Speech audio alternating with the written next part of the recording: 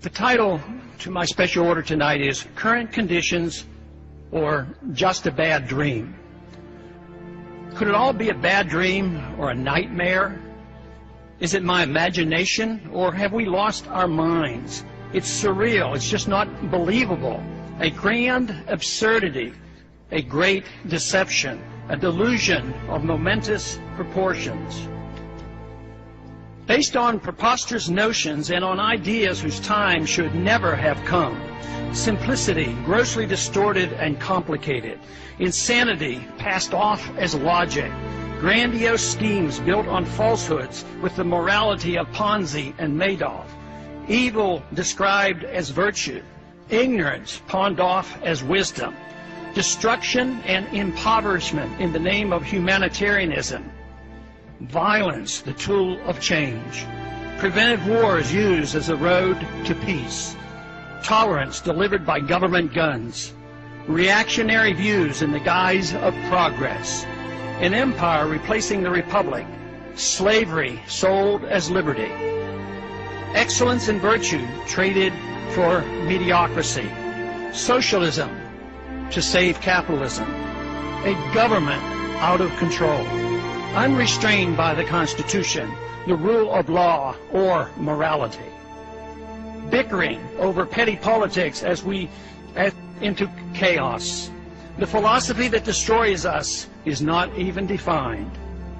We have broken from reality, a psychotic nation. Ignorance with a pretense of knowledge replacing wisdom. Money does not grow on trees, nor does prosperity come from a government printing press or escalating deficits. We're now in the midst of unlimited spending of the people's money, exorbitant taxation, deficits of trillions of dollars spent on a failed welfare warfare system, an epidemic of cronyism, unlimited supplies of paper money equated with wealth, a central bank that deliberately destroys the value of the currency in secrecy, without restraint, without nary a whimper. Yet, cheered on by the pseudo-capitalists of Wall Street, the military-industrial complex, and Detroit. We police our world empire with troops on 700 bases and in 130 countries around the world. A dangerous war now spreads throughout the Middle East and Central Asia. Thousands of innocent people being killed as we become known as the torturers of the 21st century. We assume that by keeping the already known torture pictures from the public's eye, we will be remembered only as a generous and good people. If our enemies want to attack us only because we are free and rich, proof of torture would be irrelevant. The sad part of all this is that we have forgotten what made America great, good, and prosperous.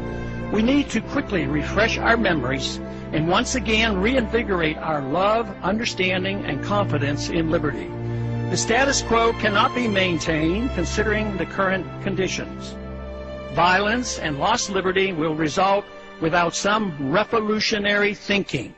We must escape from the madness of crowds now gathering.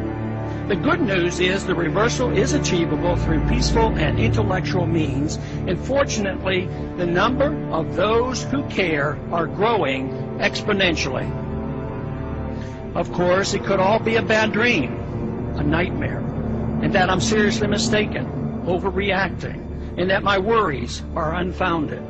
I hope so, but just in case, we ought to prepare ourselves for revolutionary changes in the not-too-distant future.